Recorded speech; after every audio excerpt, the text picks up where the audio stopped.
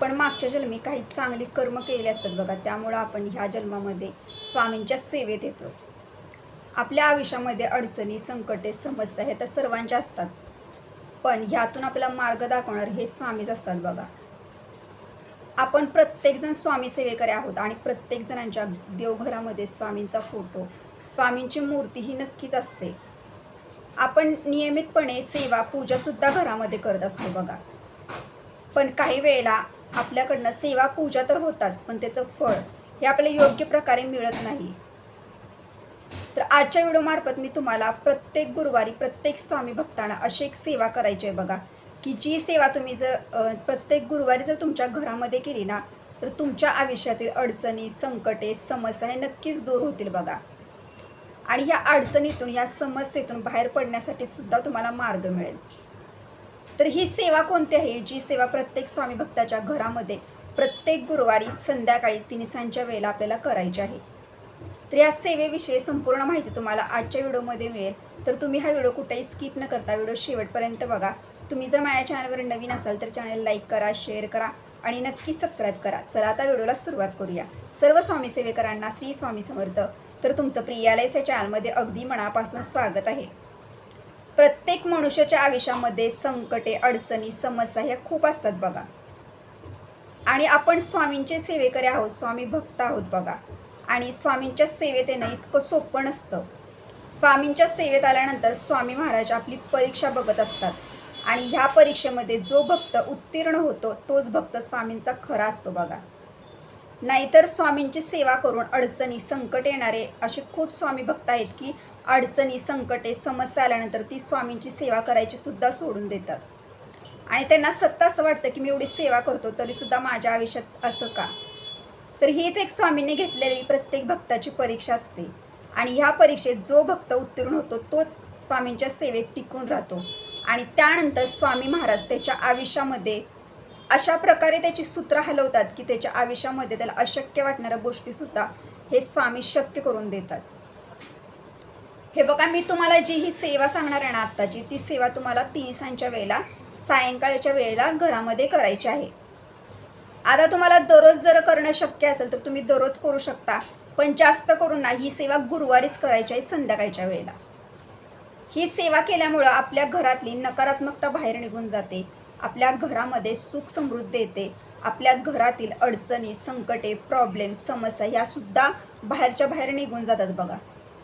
ही सेवा खूप प्रभावी सेवा आहे आणि ही आपल्या स्वामींची सेवा, ज्या घरामध्ये प्रत्येक गुरुवारी ही सेवा सायंकाळच्या वेळेला केली जाते बघा, त्या घरामध्ये अशक्य वाटणाऱ्या गोष्टीसुद्धा शक्य होतात. त्या कुटुंबाची दिवसेंदिवस प्रगती होत जाते बघा. यासाठी आपण एक स्वामी भक्त आहोत. आपल्या घरामध्ये स्वामींचा फोटो आहे, स्वामींची मूर्ती आहे आणि स्वामी महाराज हे ब्रह्मांडाचे ब्रह्मांड नायक आहेत. सर्व देवांचा अवतार जर असतील तर ते स्वामी आहेत बघा. यासाठी तुम्हाला सांगते की संध्याकाळच्या वेळेला दर गुरुवारी तुम्हाला घरामध्ये ही सेवा करायची आहे. सेवा करण्यासाठी जास्त वेळ लागत नाही. सेवा करण्यासाठी 10 ते 15 मिनटं लागू शकतात. तर आता पहिल्यांदा तुम्हाला सांगते की हा अधिक मासाचा महिना आहे बघा. तर तुम्ही अधिक मासाच्या एखाद्या गुरुवारपासून तुमच्या घरामध्ये ह्या सेवेला सुरुवात करू शकता. सेवा खूप प्रभावी सेवा आहे बघा. ही सेवा कोणती व्यक्ती करू शकते? महिला करू शकते, वृद्ध आजी आजोबा करू शकतात. ज्या व्यक्तीला वाटतं की मला सेवा करायची आहे ती प्रत्येक व्यक्ती स्वामींची सेवा, प्रत्येक देवाची सेवा ही करू शकतेच. कोणत्या व्यक्तींना नियम नाहीत की ह्याच व्यक्तीनं सेवा करायची आहे, ह्याच व्यक्तीनं सेवा नाही करायची, असं नाही. ज्या व्यक्तीच्या मनामध्ये श्रद्धा आहे, भाव आहे, देवावर विश्वास आहे, स्वामींवर विश्वास आहे, ती प्रत्येक व्यक्ती ही सेवा आपल्या घरामध्ये गुरुवारी करू शकते. तर आता पहिल्यांदा मी तुम्हाला सांगते बघा, आपल्या आयुष्यामध्ये बघा दररोज आपल्या आयुष्यामध्ये खूप अशी संकटे असतात, समस्या असतात. आता दररोज आपण घरातून जेव्हा बाहेर पडतो बघा, म्हणजे तुम्ही कामानिमित्त बाहेर पडता किंवा काही तर काम असतं तुमचं किंवा जॉबसाठी तुम्ही घरातून बाहेर पडता. दररोज आपण अनेक प्रकारच्या व्यक्तींना भेटतो, दररोज आपल्यासोबत अनेक गोष्टी घडत असतात बघा. आणि ह्या गोष्टी, काही गोष्टी आपल्यासोबत चांगल्या घडतात, काही गोष्टी आपल्यासोबत वाईटसुद्धा घडतात. आता वाईट गोष्टी घडल्यानंतर काय होतं, तर आपल्या डोक्यामध्ये, मनामध्ये त्या गोष्टींविषयी सतत विचार सुरू असतात, म्हणजे विचारचक्र सुरू असतात. तर अशा गोष्टींबद्दल किंवा अशा गोष्टीतून तुम्हाला कशा प्रकारे मार्ग मिळेल किंवा अशा गोष्टीतून तुम्ही कशाप्रकारे बाहेर पडणार, यासाठी सुद्धा तुम्हाला एक प्रकारे तुमच्या डोक्यामध्ये, एक प्रकारे तुमच्या मनामध्ये ऊर्जा निर्माण होते. इतकी प्रचंड ताकद आहे. तुम्हाला एक असा प्रभावी अध्ययन घरामध्ये पठण करायचं आहे बघा. आणि हा अध्ययन आपल्या नित्यसेवेच्या पुस्तकामध्ये आहे. आपण दररोज ह्या संकटांना सामोरे जातो, तर तुम्ही जर अध्ययन प्रत्येक गुरुवारी तुमच्या घरामध्ये जर हा वेळात वेळ काढून जर पठण केला ना, तर तुम्हाला प्रत्येक संकटात, प्रत्येक अडचणीत लढण्यासाठी शक्ती, ताकद मिळत असते. तर आता तुम्हाला पहिल्यांदा सांगते की तिळसांच्या वेळेला तुम्हाला ही सेवा करायची आहे. तर ही सेवा कोणती आहे तर बघा, भगवद्गीता. तुम्हाला सर्वांना माहिती आहे की भगवद्गीता ही खूप मोठी आहे बघा. आणि आपल्याला ती दररोज तर पठण करणं शक्य होणार नाही, कारण आपल्याला कामाला वगैरे जायचं असतं किंवा घरातल्या जबाबदाऱ्या असतात आणि हे सर्व आपल्याला करायचं असतं. आणि त्यातून आपल्याला कसा थोडा तरी वेळ मिळेल आणि त्यातून आपण आपल्या स्वामींची किंवा आपल्या ज्या देवावरती आपली श्रद्धा आहे त्या देवाची आपल्याकडनं थोडी का विना सेवा व्हावी अशी प्रत्येक व्यक्तीला वाटत असते. आता भगवद्गीता हे आपल्याला पठण करणं शक्य होत नाही काही वेळेला. काही जणांना पठण करणं शक्य होत नाही, काही जणांना पठण करणं शक्य होतं. चांगली गोष्ट आहे, कारण भगवद्गीता ही पठण करावी.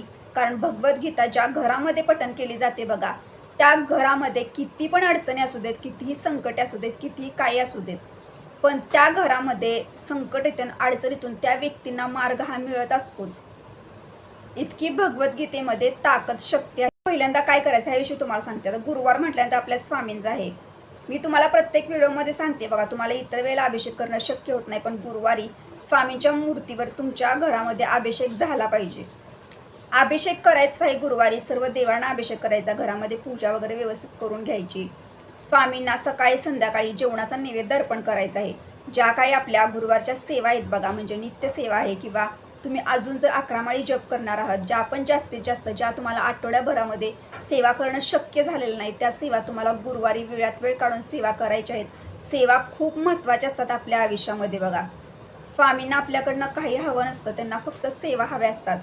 आणि असं नाही की आपण जास्त सेवा करायच्या, म्हणजे पटापटा आपल्याला काही सुद्धा करायचं नाही. फक्त सेवा ही तुम्ही कमी जरी केली ना तरी चालेल, पण सेवा ही फक्त मनापासून आणि श्रद्धेनं करायचं आहे. मनामध्ये भाव पाहिजे, मनामध्ये तळमळ पाहिजे सेवेची. असं नाही की करायचं आहे म्हणून गुरुवारची सेवा करून घ्यायची, असं कधीही करू नका. तुम्हाला सेवा ज्या गुरुवारच्या असतील त्या सर्व करून घ्यायच्या आहेत. आता संध्याकाळी तिन्हीसांच्या वेळेला आपल्याला काय पठण करायचं आहे. संध्याकाळी आपल्याला भगवद्गीतेमधील 15वा अध्याय पठण करायचं आहे. 15वा अध्याय हा आपल्या नित्यसेवेच्या पुस्तकामध्ये आहे आणि त्याच पानावरती बघा गीतेची 18 नावे सुद्धा आहेत. तर तुम्हाला आधी 18 नावे पठण करायचे आणि त्यानंतर भगवद्गीतेतील 15वा अध्याय न चुकता दर गुरुवारी तुम्हाला संध्याकाळी तिन्हीसांच्या वेळेला देवघराजवळ बसून पठण करायचं आहे. इतकी प्रभावी सेवा आहे की प्रत्येक अडचणीतून, प्रत्येक संकटातून मनुष्याला लढण्यासाठी बळ, ताकद देत असते बघा. आपल्या आयुष्यामध्ये काही संकटे, काही समस्या ह्या सांगून येत नाहीत. अचानक आपल्यावरती संकट येतात, समस्या येतात, अडचण येतात आणि त्याच वेळेला आपण केलेल्या सेवेचं फळ हे आपल्याला तेव्हा मिळत असतं.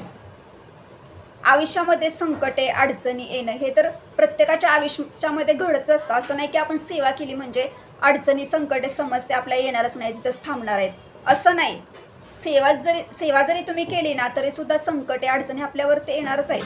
पण जी व्यक्ती सेवा करते ना, जिच्यावरती तिच्या गुरूंचा एक कृपाशीर्वाद असतो, जी त्या स्वामींच्या सेवेत असते बघा, जेव्हा तिच्यावरती अडचण येते, संकट येते, तेव्हा स्वामी तिच्या डोक्यावरती एक वरद हस्त ठेवतात आणि तिला त्या संकटातून, त्या अडचणीतून तर ते मार्ग दाखवतात, शिवाय त्यात लढण्यासाठी ते तिला ताकद सुद्धा देत असतात. यासाठी आपल्या आयुष्यामध्ये स्वामींची सेवा करणं, आपल्याकडनं सेवा होणं खूप महत्त्वाचं असतं. तर मी सर्व व्यक्तींना सांगते, स्वामी भक्तांना सांगते बघा, की तुम्ही ह्या अधिक मासामधील एखाद्या गुरुवारपासूनच ह्या सेवेला सुरुवात करा.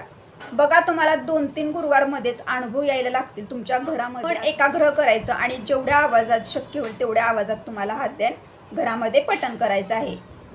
अध्ययन पठण करत असताना त्यातील शब्द, उच्चार हे समजून घ्या आणि तेव्हा ते पठण करा. प्रत्येक शब्दामध्ये प्रचंड अशी ऊर्जा आहे, ताकद आहे आणि प्रत्येक शब्दामधील जे पण ध्वनी असतात, जे पण लहरी असतात, त्या आपल्या पूर्ण घरामध्ये पसरतात आणि आपल्या घरामध्ये एक प्रकारे शांतता निर्माण होते. घरामधील नकारात्मकता बाहेर निघून जाते आणि ज्या घरामध्ये सेवा, पूजा हे सर्व होतं बघा, त्या घरामध्ये ना वाईट शक्ती, वाईट गोष्टी कधीच प्रवेश करत नाही आणि जरी चुकून त्या घरामध्ये त्यांनी प्रवेश केला तरीसुद्धा ते त्या घरामध्ये जास्त वेळ टिकून राहत नाही, कारण त्या घरामध्ये सेवा पूजा ही होत असते नियमितपणे. तर बघा, तुमच्या घरामध्ये नक्कीच तुम्ही प्रत्येक गुरुवारी स्वामी भक्तांनी भगवद्गीतेतील 14 अध्याय नक्की न चुकता पठण करा. ही सेवा करण्यासाठी तुम्हाला जास्त वेळ लागत नाही. तिन्हीसांच्या वेळेला म्हणजे 6 वाजल्यापासून तुम्ही संध्याकाळी 10 पर्यंत सुद्धा घरामध्ये पठण करू शकता.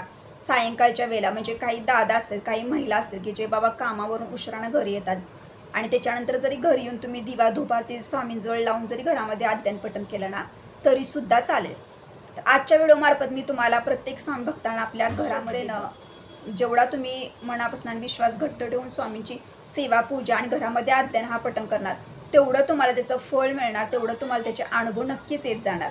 तुम्हाला जर आजचा व्हिडिओ आवडला असेल तर नक्की एक लाईक करा, हाईप करा, कमेंट करा. भेटूया नेक्स्ट व्हिडिओमध्ये पण सर्व स्वामी सेवेकरांना श्री स्वामी.